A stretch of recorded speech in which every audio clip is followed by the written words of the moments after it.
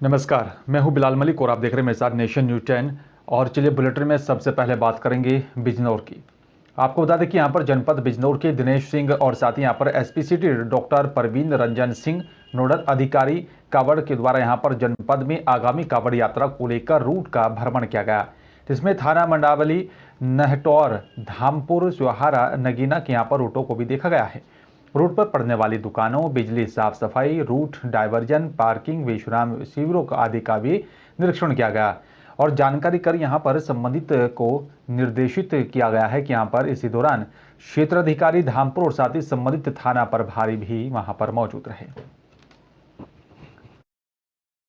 हम कांवड़ रूट पर भ्रमण कर रहे हैं। अभी हमारी कांवड़ शुरू होने वाली है 12 तारीख से 18 तारीख के बीच। उसी क्रम में हम कांवड़ रूट का भ्रमण करते हुए ड्यूटियों के बारे में निर्देश दे रहे हैं।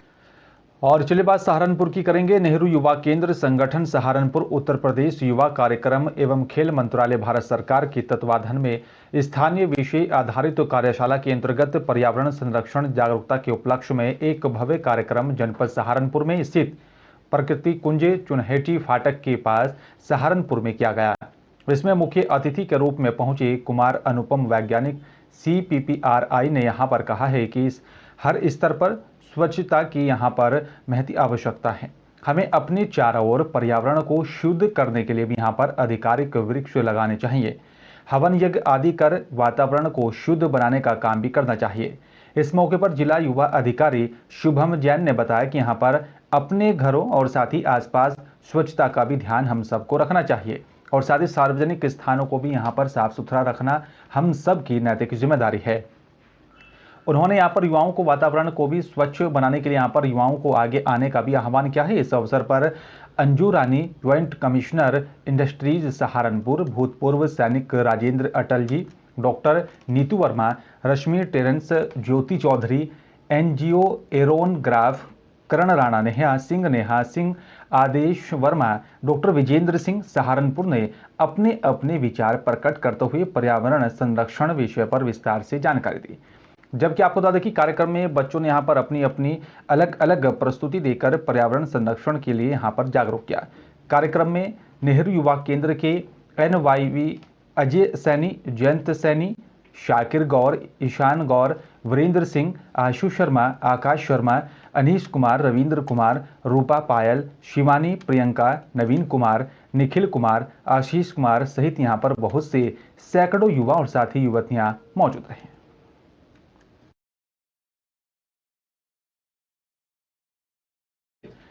और चलिए बात अब उत्तराखंड के हरिद्वार की करेंगे। हरिद्वार के SP देहात स्वप्न किशोर सिंह लक्सर पहुंचे, जहां पर उन्होंने लक्सर कोतवाली का अर्धवार्षिक निरीक्षण किया है।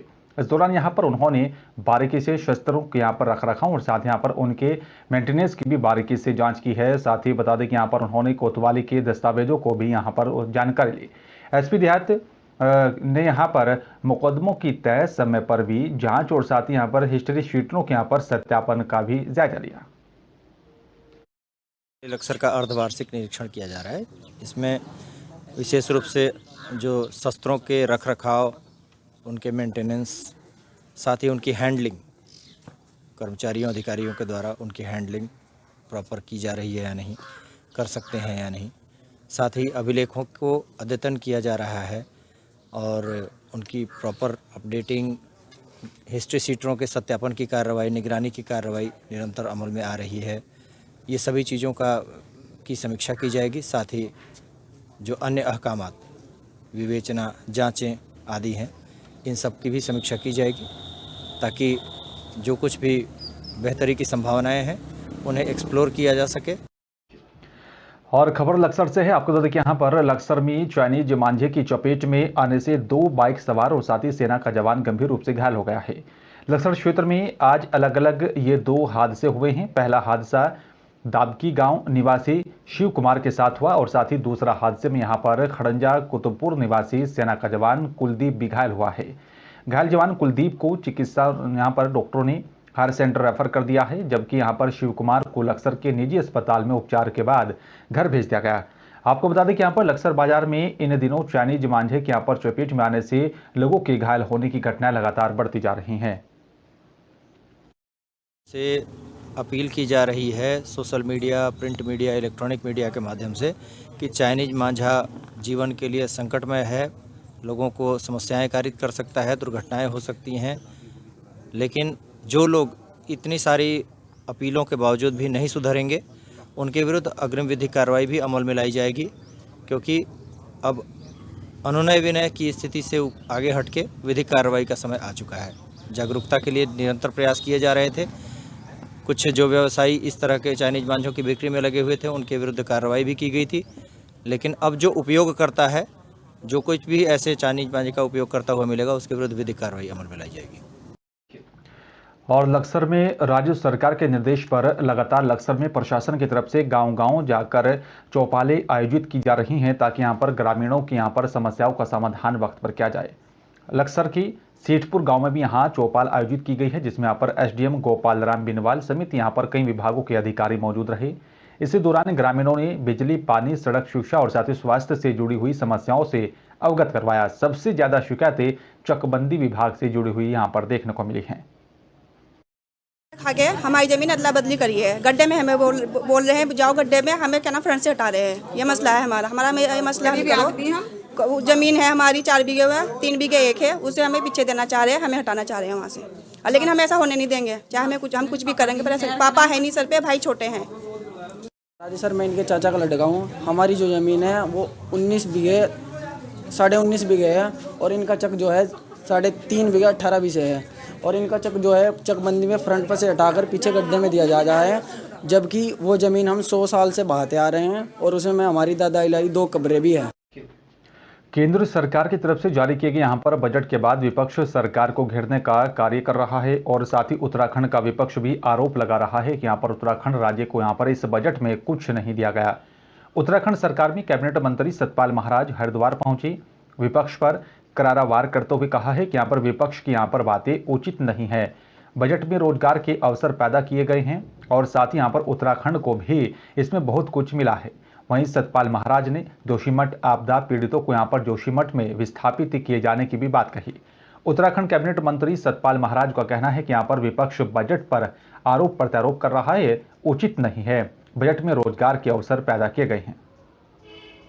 जोशीमठ में खुद गया था, और जोशीमठ आपको पता है कि मोरैन पे बना हुआ है, जो ग्लेशियर रेता छोड़ जाता है, चट्टानों को छोड़ जाता है और शिफ्ट करता है, उसी पर जोशीमठ बना। और ये सबको पता था कि वहां पर क्या स्थिति पैदा हो रही है, परंतु बड़ी बड़ी बिल्डिंगें बन दी गई और सब कुछ हो गया। 2013 के अंदर जो हमारा अगस्त मुनि था और विजयनगर था, वहां पूरी सड़क हमारी चली गई। उत्तराखंड के मुख्यमंत्री पुष्कर सिंह धामी को देश के सबसे हैंडसम मुख्यमंत्री का खिताब मिला है। न्यूज एरिना इंडिया की तरफ से देश के यहाँ पर 4 राज्यों के मुख्यमंत्रियों के लिए यहाँ पर सर्वे करवाया गया था। सर्वे में उत्तराखंड के मुख्यमंत्री पुष्कर सिंह धामी, आंध्र प्रदेश के मुख्यमंत्री जगन मोहन रेड्डी, गोवा के मुख्यमंत्री प्रमोद सावंत और साथ यहाँ पर पंजाब के मुख्यमंत्री भगवंत मान को रखा गया था। उत्तराखंड के कैबिनेट मंत्री सतपाल महाराज ने कहा है कि हमारे लिए गौरव की बात है कि यहाँ पर मुख्यमंत्री को काला टीका लगाना चाहिए, कहीं उनको नजर ना लग जाए। और वहीं संतों ने भी यहाँ पर इसका स्वागत किया है। मतलब सुंदरता का विषय जो है वो क्या कंपनी ने किन मापदंडों के आधार पर सुंदरता का विशेषण किया है। हमारा मापदंड तो जो है सुंदरता है कि घर घर में जिन लोगों ने वोट दिया है, जिन लोगों ने नहीं दिया है, उनकी समस्याओं का समाधान करना ही सुंदरता है। आज से 50 साल पहले प्रदेश में नमक भी नहीं मिलता था। आज जहां रास्ते बने हैं, अब हमारे जितने भी डिपार्टमेंट हैं उनके अंदर जो है 0 जो है वो होना चाहिए। उसमें सब बातों में प्रशासनिक हो, शासनिक हो और भ्रष्टाचार से मुक्त ये प्रदेश हो। हमारे लिए बड़े गौरव की बात है कि हमारे मुख्यमंत्री जी सबसे हैंडसम, सबसे सुंदर चुने गए हैं। ये हमारे लिए गौरव की बात है। और वो एक काला टीका जरूर लगाएं, क्योंकि कहीं नजर न लग जाए, तो निश्चित रूप से नजर उतारी जानी चाहिए। और यहाँ पर देवभूमि के अंदर आपको पता है जो पहाड़ों में रहने वाले लोग होते हैं वो देवता समान होते हैं, बड़े सुंदर होते हैं। तो ये हमारे लिए बड़े फख्र की बात। और चलिए बात हरिद्वार जिले की करेंगे। आपको बता दें कि यहाँ पर हरिद्वार जिले में पंचायत उप प्रधान के चुनाव 16 फरवरी को होने जा रहे हैं। 6 विकास खंड के यहाँ पर 318 पंचायतों में उप प्रधान के चुनाव विकासखंड लक्सर खानपुर और साथ ही रुड़की के साथ भगवानपुर और नारसन में 16 फरवरी को होने हैं।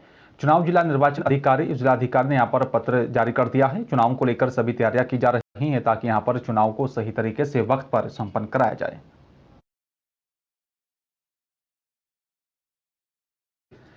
और चलिए बात अब हरियाणा के फरीदाबाद की करेंगे। आपको बता दें कि यहाँ पर फरीदाबाद की सूरजकुंड में लगी यहाँ पर 36वें अंतर्राष्ट्रीय मेले में यहाँ पर आने वाले पर्यटक जहाँ मेले में हस्तशिल्प कलाओं की यहाँ पर प्रदर्शनी देख रहे हैं, वहीं खरीदारी का भी जमकर लुत्फ उठा रहे हैं। आपको बता दें कि अलग अलग संगीत और साथ यहाँ पर बैंड बाजों की धुन पर मेले में यहाँ पर मस्ती करते हुए दिखाई देते हैं।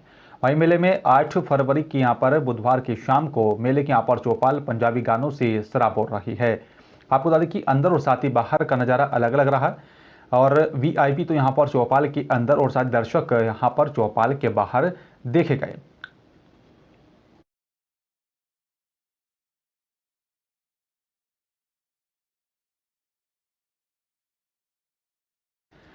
और फरीदाबाद के सूरजकुंड में लगी यहाँ पर 36वें अंतर्राष्ट्रीय मेले में यहाँ आपको बता दें कि अचानक से उप राष्ट्रपति के आगमन के दिन से यहाँ पर ज़्यादा सुरक्षा बढ़ा दी गई है।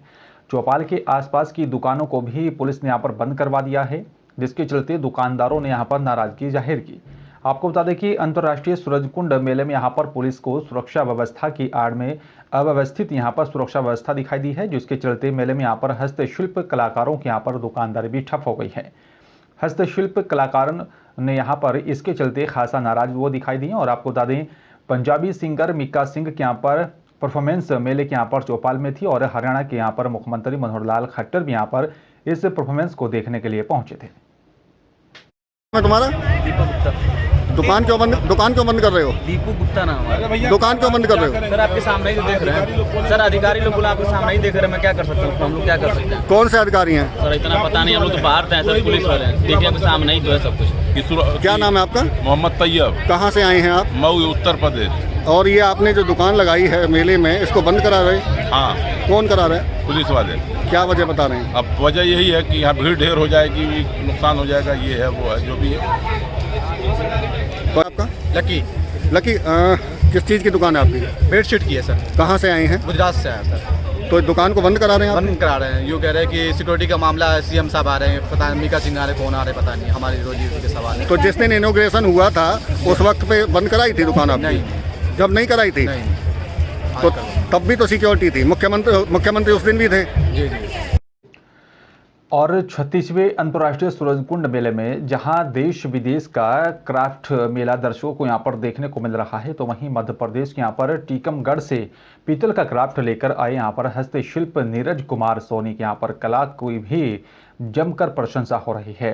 आपको बता दें कि यहाँ पर प्रशंसा की जा रही है लगातार और इनकी यहाँ पर स्टॉल पर विभिन्न पीतल की यहाँ पर मूर्तियां और साथ ही शोपीस के यहाँ पर अलावा अयोध्या के राम मंदिर का भी यहाँ पर मॉडल लोगों के आकर्षण का केंद्र बना हुआ है। 2.5 किलो वजन के यहाँ पर इस मॉडल को दर्शक खूब पसंद कर रहे हैं। मध्य प्रदेश के टीकमगढ़ में यहाँ पर पीतल का क्राफ्ट लेकर आए हस्तशिल्प नीरज कुमार सोनी ने यहाँ पर बताया कि टीवी पर राम मंदिर का यहाँ पर मॉडल देखकर उनके मन में भी इसे बनाने का विचार है। उसके बाद उन्होंने इसको बनाकर तैयार किया। क्या नाम है आपका? नितिन कुमार सोनी। नितिन जी कहाँ से आए हैं? टीकमगढ़ मध्य प्रदेश से। जानना चाहेंगे सूरजकुंड मेले में आए हैं, क्या स्टॉल नंबर है और क्या क्राफ्ट लेकर आए हैं आप? पीतल वर्क का सामान लेके आए हैं सर। पीतल की मूर्तियां वगैरह है, खेल खिलौने वगैरह भी है, एलिफेंट वगैरह भी है और 366 स्टॉल नंबर है मेरा। छत्तीसगढ़ गेट के सामने ही हमारा स्टॉल लगा हुआ है। मेरा नाम है कोमल ठाकुर। कहाँ से आए हैं? मैं बीके हॉस्पिटल से। अच्छा, फरीदाबाद से। फरीदाबाद से। क्या कहना चाहेंगे जो पीतल क्राफ्ट लेकर आए हैं? बड़ा सुंदर सुंदर आकृतियाँ हैं लक्ष्मी गणेश की, भगवान की। काफ़ी सुंदर लगी है, काफ़ी अट्रैक्टिव है मूर्तियाँ। तो बात करें, आपने प्राइस पूछा यहाँ से, पर प्राइस में है थोड़ा सा कॉस्टली है, मतलब जो ठीक है थोड़ा सा कॉस्टली है। कला भी तो है, कला भी है पर ठीक है, नेगोशिएट हो सकता है थोड़ा बहुत अगर करना चाहें तो। बाकी पहली बार राम मंदिर का मॉडल भी लेकर आए हैं ये। राम मंदिर का मॉडल यस मैंने देखा है, काफ़ी सुंदर है। और केंद्रीय राज्य मंत्री कृष्णपाल गुर्जर के यहाँ पर संसदीय क्षेत्र वजीरपुर में यहाँ पर शिविर की भारी समस्या से लोगों को परेशान होना पड़ रहा है। खेड़ी पुल पर जाम लगाकर लोगों ने यहाँ पर जोरदार प्रदर्शन किया। लोगों ने बताया कि यहाँ पर उन्होंने मंत्री और साथ ही यहाँ पर संतरी सभी को यहाँ पर इसकी शिकायत की, लेकिन इसका समाधान नहीं किया जा रहा है। उनकी मांग है कि यहाँ पर वजीरपुर रोड पर भरे पानी को खाली कराया जाए और वहीं जाम की खबर मिलने के बाद मौके पर पहुंचे पुलिस अधिकारियों ने यहाँ पर समझा बुझाकर जाम को खुलवाया। आपको बता दें कि यहाँ पर यह नज़ारा खेड़ी पुल का है, जहाँ पर वजीरपुर रोड पर भरे पानी की समस्या से लोग परेशान हैं। साथ ही उन्होंने यहाँ पर मांग की है कि जल्द से जल्द इस समस्या का समाधान किया जाए। एसपी साहब, खेड़ी पुल रोड जाम कर रखा था, क्या था मसला? ये जो हमारा पुलिस लाइन के सामने वजीरपुर रोड है, वहाँ कुछ पानी भर जाता है, इसमें पब्लिक को थोड़ी परेशानी है। इस बाबत इन्होंने जाम लगाया हुआ था, तो हमने नगर निगम के ज्वाइंट कमिश्नर मैडम से भी बात की है, तो उन्होंने अपना स्टाफ एसटी और जेई यहाँ पर भेज दिया है और उनका मौका देखने वो गए हुए हैं। उन्होंने ये आश्वासन दिया कि काम पीछे चल रहा है और 2 हफ्ते के अंदर इसमें पानी बिल्कुल यहाँ पर खड़ा नहीं होगा। कपूर नाम है मेरा। कपूर जी जो है जाम में आई हुई है, जाम लगाया रखा है, क्या है कारण ये है, हमारा वजीरपुर रोड है, पुलिस लाइन के बाहर रोड चलती है, बहुत पानी भरे 2-2 फुट तक। हमारे बच्चे स्कूल नहीं आ जा पा रहे, बस वालों ने आने से मना कर दिया है और साइड की जो नाली है वो पूरी खुली पड़ी है। बच्चे 2-3 बार गिर भी गए हैं, घर में इतने बीमार हो रहे हैं, घर में पानी तक भर रहा है। एसपी साहब, खेड़ी पुल रोड जाम कर रखा था, क्या था मसला? ये जो हमारा पुलिस लाइन के सामने वजीरपुर रोड है, वहाँ कुछ पानी भर जाता है, इसमें पब्लिक को थोड़ी परेशानी है। इस बाबत इन्होंने जाम लगाया हुआ था, तो हमने नगर निगम के ज्वाइंट कमिश्नर मैडम से भी बात की है, तो उन्होंने अपना स्टाफ एसटी और जेई यहाँ पर भेज दिया है और उनका मौका देखने वो गए हुए हैं। उन्होंने ये आश्वासन दिया कि काम पीछे चल रहा है और 2 हफ्ते के अंदर इसमें पानी बिल्कुल यहाँ पर खड़ा नहीं होगा। कपूर नाम है मेरा। कपूर जी जो है जाम में आई हुई है, जाम लगाया रखा है, क्या है कारण ये है, हमारा वजीरपुर रोड है, पुलिस लाइन के बाहर रोड चलती है, बहुत पानी भरे 2-2 फुट तक। हमारे बच्चे स्कूल नहीं आ जा पा रहे, बस वालों ने आने से मना कर दिया है और साइड की जो नाली है वो पूरी खुली पड़ी है। बच्चे 2-3 बार गिर भी गए हैं, घर में इतने बीमार हो रहे हैं, घर में पानी तक भर रहा है। एसपी साहब, खेड़ी पुल रोड जाम कर रखा था, क्या था मसला? ये जो हमारा पुलिस लाइन के सामने वजीरपुर रोड है, वहाँ कुछ पानी भर जाता है, इसमें पब्लिक को थोड़ी परेशानी है। इस बाबत इन्होंने जाम लगाया हुआ था, तो हमने नगर निगम के ज्वाइंट कमिश्नर मैडम से भी बात की है, तो उन्होंने अपना स्टाफ एसटी और जेई यहाँ पर भेज दिया है और उनका मौका देखने वो गए हुए हैं। उन्होंने ये आश्वासन दिया कि काम पीछे चल रहा है और 2 हफ्ते के अंदर इसमें पानी बिल्कुल यहाँ पर खड़ा नहीं होगा। कपूर नाम है मेरा। कपूर जी जो है जाम में आई हुई है। और चलिए बात अल्मोड़ा की करेंगे। रानीखेत अल्मोड़ा जिले में यहाँ पर रानीखेत विधानसभा जिला पंचायत सदस्य मौड़ी शोभा रौतेला ने यहाँ पर आरोप लगाया कि राजकीय प्राथमिक विद्यालय सोलोनी के यहाँ पर भवन का निर्माण कार्य अधूरा छोड़े जाने से यहाँ पर नौनिहालों के यहाँ पर पढ़ाई पर असर पड़ रहा है। स्कूल भवन के यहाँ पर अभाव से विद्यार्थी गाँव के यहाँ पर पंचायत पर बताया जा रहा है कि यहाँ पर उसी घर में यहाँ पर पढ़ने के लिए मजबूर हैं। भवन नवनिर्माण की यहाँ पर जिला योजना में बताया जा रहा है कि धनराशि स्वीकृति पर भी अविलंब कार्रवाई करने की यहाँ पर उन्होंने मांग उठाई है। मेरे जिला पंचायत क्षेत्र के अंतर्गत राजकीय प्राइमरी पाठशाला सलोनी है, जिसके भवन के निर्माण हेतु जिला योजना 2021-2022 से करीब 34 लाख रुपए स्वीकृत कराए हैं, लेकिन वर्तमान में उक्त स्कूल का भवन पूर्ण नहीं बना है, जो गंभीर विषय है। मैंने जिलाधिकारी महोदया को कल ही पत्र लिखकर उक्त भवन को अविलंब बनाने के लिए लिखा है। उक्त स्कूल में 19 बच्चे पढ़ते हैं व वर्तमान में उक्त स्कूल पंचायत घर में चल रहा है। बच्चों को धूप, ठंड व बारिश से बचाने के लिए स्कूल का बनना बहुत आवश्यक है। मैं आशा करती हूँ जिलाधिकारी महोदया से अविलंब शेष धनराशि अवमुक्त कर उक्त स्कूल को बनाने की कृपा करें। मध्य प्रदेश के सिंगरौली की चलिए बात कर लेते हैं। सिंगरौली जिले में यहाँ पर मध्य प्रदेश पंचायत संगठन की संयुक्त मोर्चा की तरफ से जिला मुख्यालय बैढ़न में यहाँ पर सैकड़ों सरपंच, पंचायत सचिव और साथ ही रोजगार सहायक अपनी 11 सूत्रीय मांगों को लेकर सरपंच संघ के जिला अध्यक्ष देवेंद्र पाठक और साथ ही सरपंच संघ की जिला अध्यक्ष देवेंद्र पाठक और साथ ही सचिव संघ के जिला अध्यक्ष अनिल द्विवेदी यहाँ पर रोजगार सहायक संघ की जिला अध्यक्ष राजकुमार के नेतृत्व में यहाँ पर अपनी 11 सूत्रीय मांगों को लेकर सरपंचों, रोजगार सहायक और साथ ही सचिवों ने यहाँ पर संयुक्त रूप से रैली के रूप में पहुंचे। कलेक्ट्रेट और साथ ही यहाँ पर जाकर अपनी मांगों के समर्थन में ज्ञापन सौंपा। आपको बता दें उनकी 11 सूत्रीय मांगे हैं, जिस मांगों को उन्होंने जल्द से जल्द पूरा करने की मांग की है। देखिए, प्रदेश के तीनों संगठनों के अध्यक्षों ने निर्देश दिया है कि पंचायती राज व्यवस्था में जो हमें मूल अधिकार प्राप्त है और सचिव, रोजगार सहायक के जो संविलियन नहीं हो रहे हैं, उनका वेतन विसंगतियां हैं, इस तीनों समस्याओं को लेकर के हम तीनों संगठनों ने एक साथ आज मांग पत्र दिया है और पूरे प्रदेश का यह कार्यक्रम है जिलावार इसकी तिथि निश्चित है। आज सिंगरौली जिले की तिथि निश्चित थी, हम लोग सिंगरौली में जिले में दिए हैं। इसी तरह हर जिले में मांग पत्र दिया जाएगा। और यदि शासन हमारी बात नहीं मानता तो फिर 24 तारीख को हम लोग तीनों संगठन मिल करके प्रदेश में माननीय मुख्यमंत्री महोदय के कार्यालय का घेराव करेंगे और अपने मांग को अनवरत जब तक पूरा नहीं होगा अनशन करेंगे। उमरिया जिले में हेल्थ सर्विसेज कर्मचारी अपनी 13 सूत्रीय मांगों को लेकर समस्त प्रदेश भर में 13 जनवरी से हड़ताल पर थे। इस हड़ताल में बताया जा रहा है कि समस्त medical lab technician lab assistant शामिल थे। अपनी 13 सूत्रीय मांगों को लेकर 26 दिनों की यहाँ पर हड़ताल अपनी मांगे पूरी होने पर उन्होंने आज खत्म कर दी हैं।